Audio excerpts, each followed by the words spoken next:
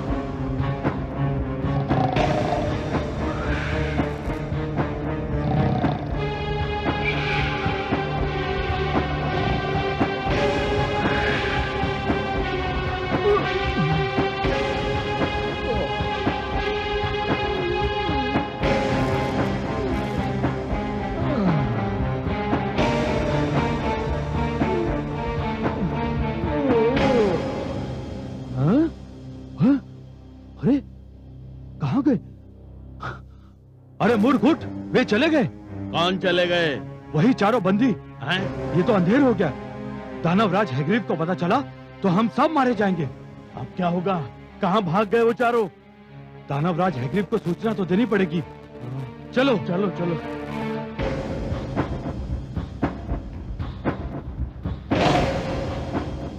दुष्टों, मैं तुम्हारी जिह्वा खींच लूंगा।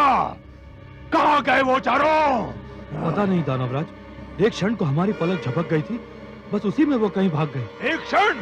अरे मूर्खों, एक क्षण में तो वो संसार के इस छोर से उस छोर तक पहुंच सकते हैं। जाओ, शीघ्रता से ढूंढो उन्हें। ठहरो, मैं भी तुम्हारे साथ चलता हूं।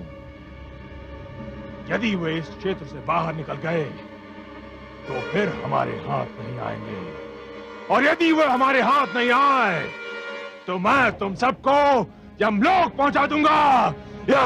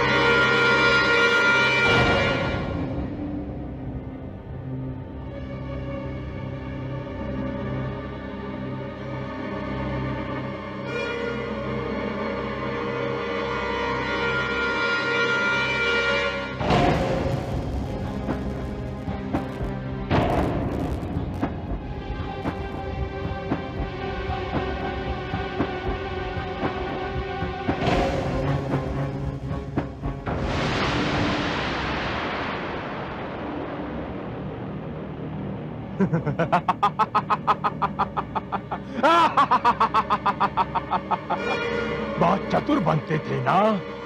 अभी निकालता हूं तुम सबकी चतुराई।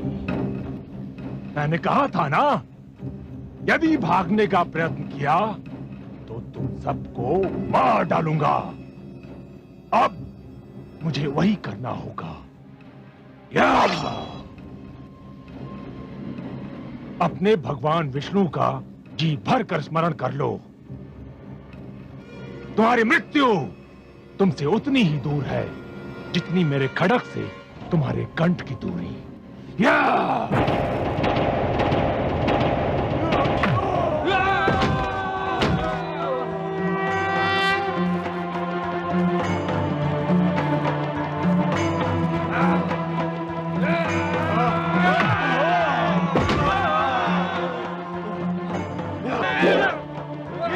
मार डालो इसे, ये जीवित न बच पाए।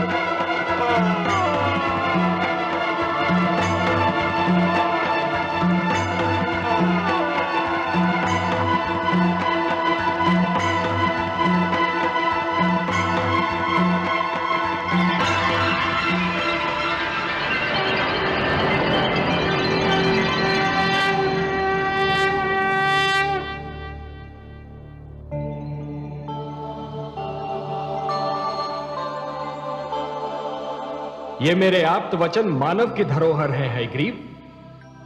ये इस अपवित्र स्थान में नहीं रह सकते और तू इनको नष्ट भी नहीं कर सकता। इनकी रक्षा करना मेरा उत्तरदायित्व है। संभवतः तुम्हें मानव तक पहुंचाने का समय अभी नहीं आया है, और जब तक वो समय नहीं आता तब तक अंधेरे में भटकते हुए मानव जीवन के लिए उजाले का संदेश बने हुए तुम मेरे ही पास रहोगे।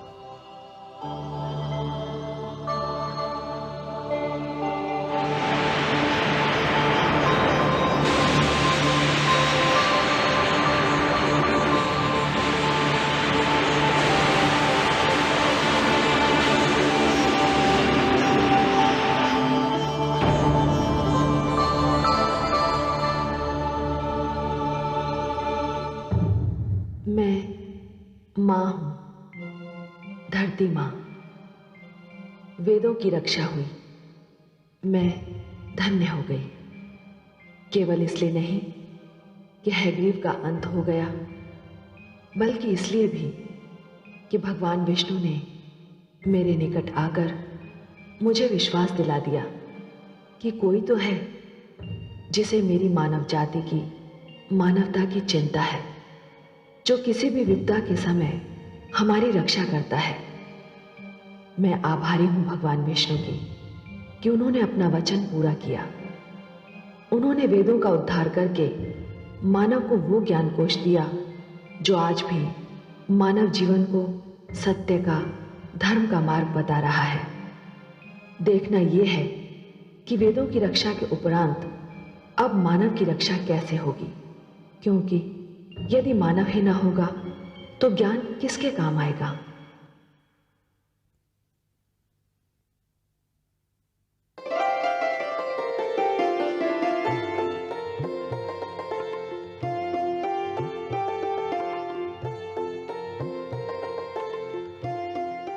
स्वामी, नौका के तल में वो सभी आवश्यक वस्तुएं मैंने रख दी हैं। पौधों के बीज, पशु पक्षियों के जोड़े, जो कुछ भी यहाँ था वो सभी मैंने रख लिया है। और हाँ, कोयल की एक जोड़ी भी मैंने रख ली है। उसकी कूक मेरे मन को बहुत ही भाती है। और काग की जोड़ी, वो नहीं रखी तुमने? परंतु काग, उसकी बोली तो बहुत ही कर्कश होती है, मुझे तनिक भी नहीं सुहाती। प्रिय, प्रकृति ने हमें जो कुछ भी दिया है वो अकारण नहीं, उसकी कोई ना कोई उपयोगिता अवश्य है। कुछ वस्तुओं की उपयोगिता का ज्ञान हमें हो चुका है और कुछ वस्तुओं की उपयोगिता हमारे लिए अभी तक रहस्य बनी हुई है। हां, परंतु उनकी उपयोगिता अवश्य है। मानव मस्तिष्क का जैसे जैसे विकास होता जाएगा, ये रहस्य खुलते जाएंगे। परंतु काग की क्या उपयोगिता है स्वामी? क्यों?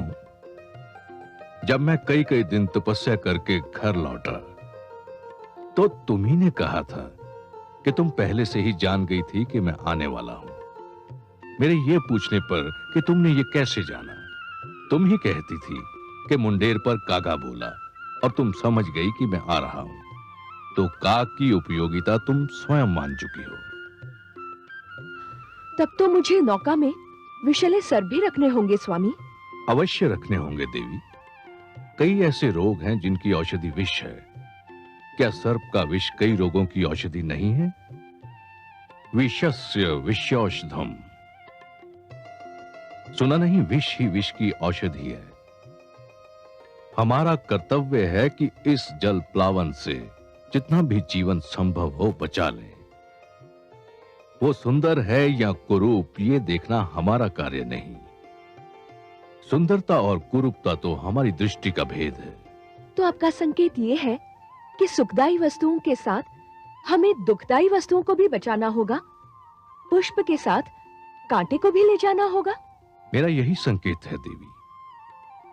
कांटा चुभता है, दुख देता है, परंतु वही तो पुष्प की रक्षा भी करता है। रचनाकार की रचना के महत्व को समझने के लिए दृष्टि में उदारता होनी चाहिए।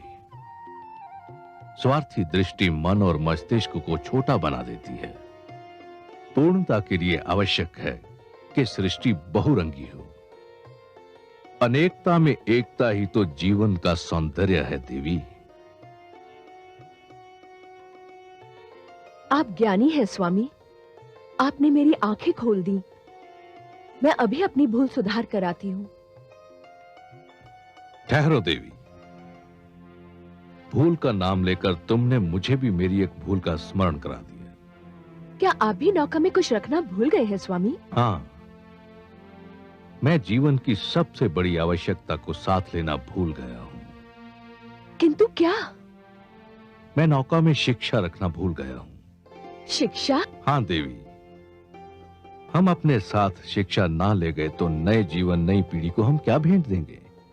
किंतु स्वामी, शिक्षा नौका में कैसे रखी जा सकती है? शिक्षा शिक्षक से मिलती है, और सृष्टि में सप्त ऋषियों से बड़े शिक्षक और कौन हैं? हमें इस जल प्लावन से जो कुछ बचाना है, उसमें शिक्षा को बचाना सबसे अधिक आवश्यक है। शिक्षा को बचाने के लिए हमें नौका पर सप्त ऋषियों को भी साथ लेना होगा। हाँ, और वे आपके भ्राता भी हैं, आपके कुटुंब के अंश और आपके परिवार के सदस्य। नहीं देवी, मैं उन्हें इसलिए नहीं बचाना चाहता कि वो मेरे भ्राता हैं। शिक्षक का महत्व परिवार के सदस्यों से अधिक होता है। मुझे सप्त ऋषियों के पास ब्रह्म क्षेत्र में जाना ही होगा। किंतु स्वामी, समय बहुत ही थोड़ा रह गया है। तुम चिंता न करो देवी, मैं उन्हें साथ लेकर सांझ तक लौट आऊंगा।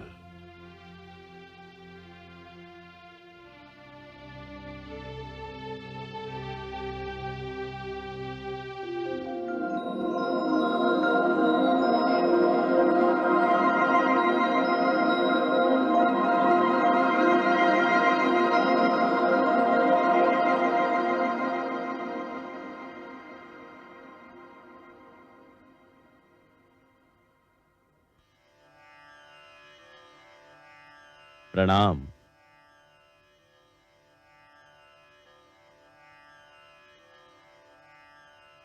इस अचानक ऋतु परिवर्तन का कारण मेरी समझ में नहीं आ रहा है। देखते ही देखते दृश्य बदल गया है। आकाश का रंग परिवर्तित हो गया है। हे वशिष्ठ देव, हम भ्राताओं में आप ही खगोल शास्त्र के सबसे महान ज्ञाता है। इस विषय पर तो आप ही प्रकाश डाल सकते हैं। मेरा ज्ञान और मेरा अनुभव कहता है कि कोई भयंकर बाढ़ आने वाली है, भारी जल प्लावन होने वाला है, और यदि ऐसा हुआ तो सारी धरती जलमग्न भी हो सकती है। तो फिर हम क्या करेंगे? हमें तो धरती पर विद्या का प्रकाश फैलाने के लिए भेजा गया था। तो क्या हमारा भी अंत समीप है?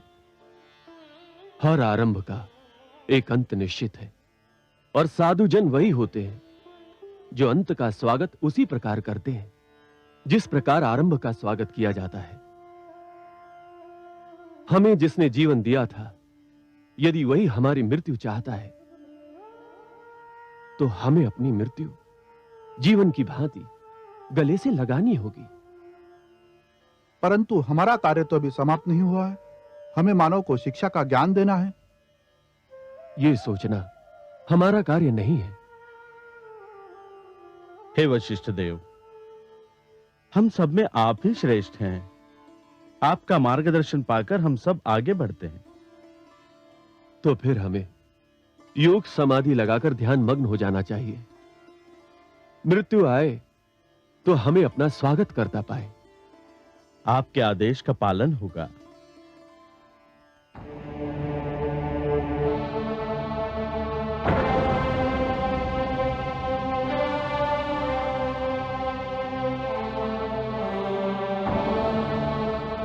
हे महान गण, अपना ध्यान तोड़िए, मुझे आपकी आवश्यकता है।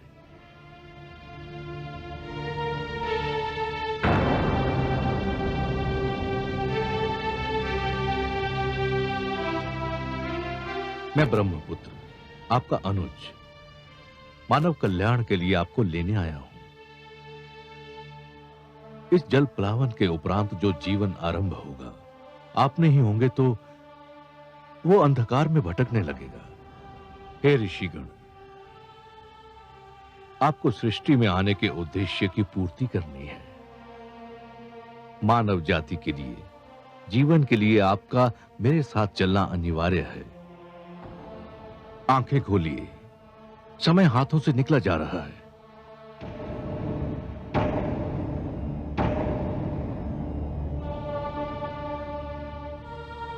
अनुज मनु, तुम? हां भ्रातृश्री, शीघ्र उठिए। भयंकर जल प्लावन होने वाला है। मैं आपको लेने आया हूं।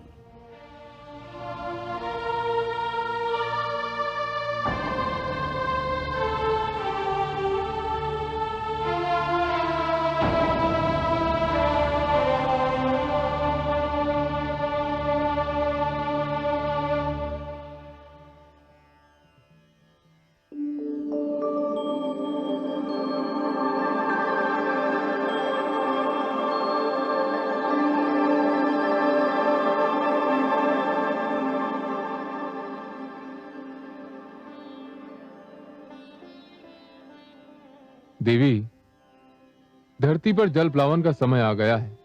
आपकी अनुमति हो तो एक बात पूछूं देव? अवश्य पूछिए देवी। क्या जलप्लावन का निर्णय नितांत आवश्यक था?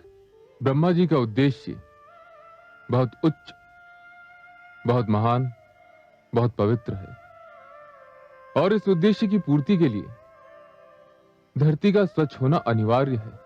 पर प्रभु, क्या इस जलप्लावन में सब कुछ डूब जाएगा? देवी, हम त्रिमूर्ति हैं, ब्रह्मा, विष्णु और मैं। हम तीनों के अपने अपने कार्य क्षेत्र हैं, और हमें से कोई किसी दूसरे के कार्य क्षेत्र में पग नहीं धरता। ब्रह्मा जी अपना कार्य कर चुके हैं, अब मैं अपना कार्य करने जा रहा हूं। इस जलप्लावन में क्या डूबेगा और क्या बचेगा, इसका ज्ञान तो केवल श्रीहरि विष्णु को है, क्योंकि ये उनका कार्य क्षेत्र है। पर प्रभु, इसके उपरांत होगा क्या? उसके उपरांत सब कुछ शांत हो जाएगा। परंतु देवी, ये सब प्रश्न आप क्यों पूछ रही हैं? आपके सहयोग से ही तो मैं यह कार्य करूंगा। मैं कुछ समझी नहीं देव। आप मेरी प्रेरणा हैं। आपसे शक्ति पाकर ही मैं हर कार्य करता हूं। मैं आपको कैसे शक्ति दूंगी प्रभु? मेरे भीतर समाकर। तनिक इस कैलाश को भी तो अर्धनारीश्वर का रूप देख लेने दीजिए। जो आज्ञा प्रभु।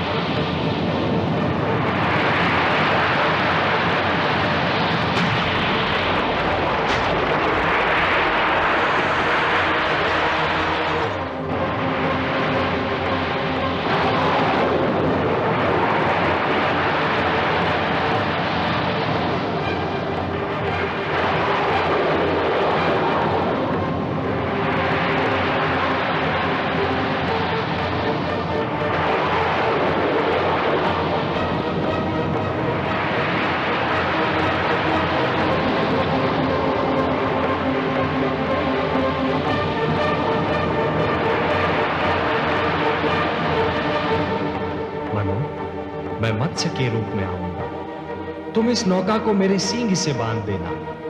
मैं तुम्हारी नौका को सुमेरु पर्वत पर ले जाऊंगा। हे सर्वेश्वर, आपने तो कहा था कि आप हमारी सहायता करेंगे।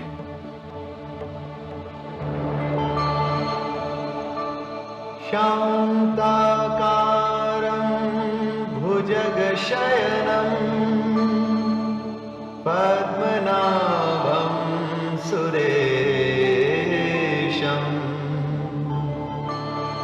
विश्वाधारं गगनसदृशं मेघवर्णं शुभांगं लक्ष्मीकान्तं कमलनयनं योगिभिर्ध्यानगम्यं वन्दे विष्णुं भवभयहरं सर्वलोकैकनाथम्।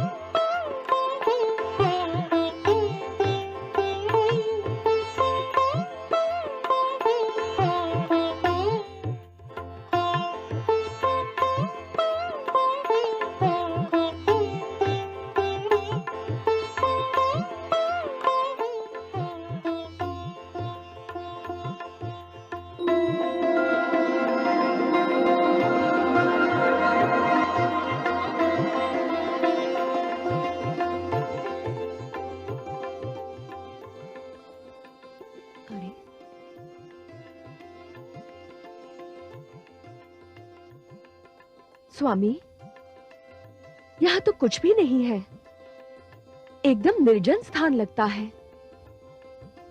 ऐसा मत कहो देवी, यहां हम हैं और यहां वो है जो कण कण में रमते हैं।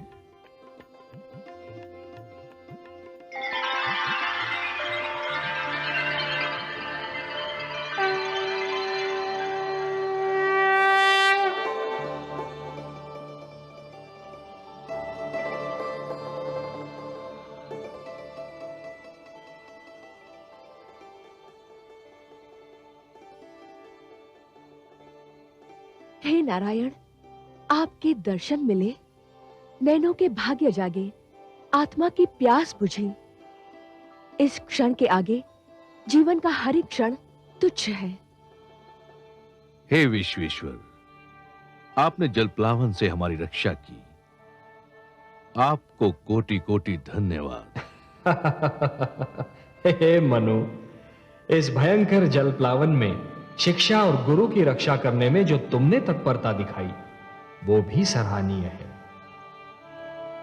तुमने मानव कल्याण के उद्देश्य के लिए साधना की, व्रत धारण किया। और हे शत्रुपा, इन सब शुभ कार्यों में अपने पति का साथ देकर तुमने अपने पत्नी धर्म का पालन किया है।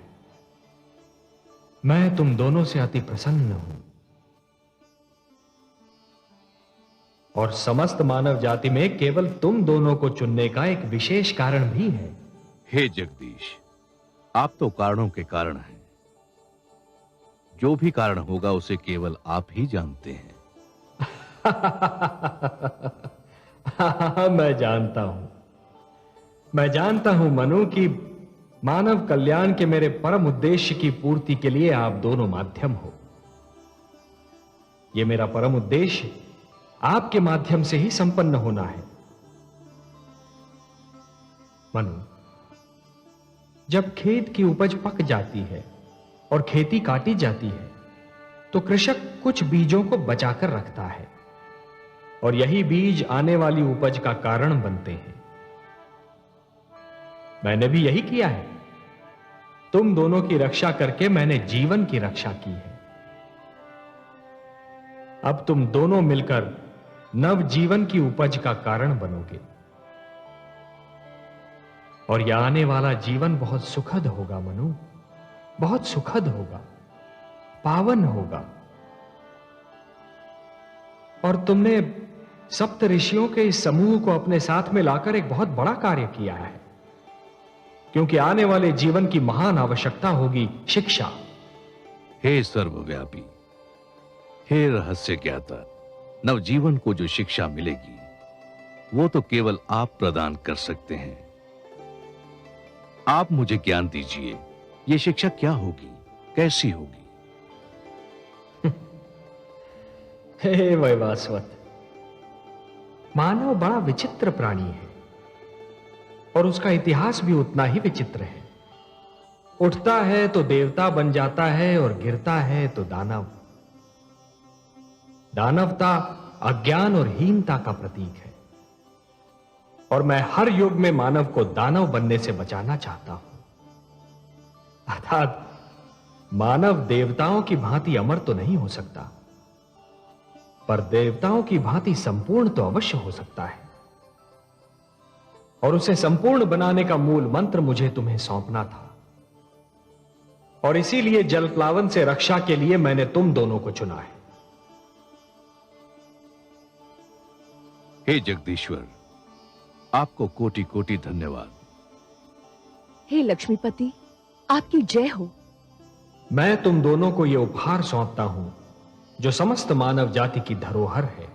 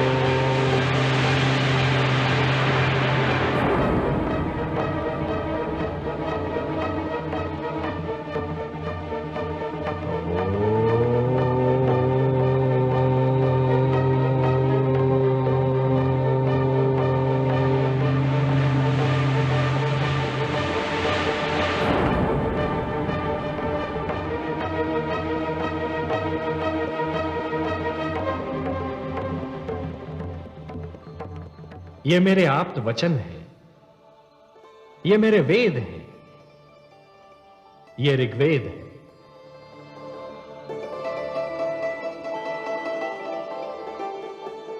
ये यजुर्वेद,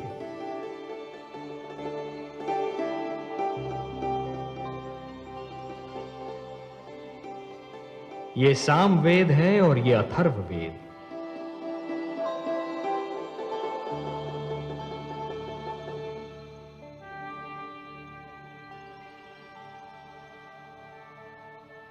ये मेरे सबसे बड़े वरदान हैं। मानवता को ये मेरा उपहार है। ये मेरे आप्त वचन तुम्हें और तुम्हारे उपरांत आने वाली हर पीढ़ी को जीवन के नियमों का ज्ञान देंगे। कृपा हुई भगवान की, लिया मत्स्य अवतार, वेदों की रक्षा हुई, किया बड़ा उपकार।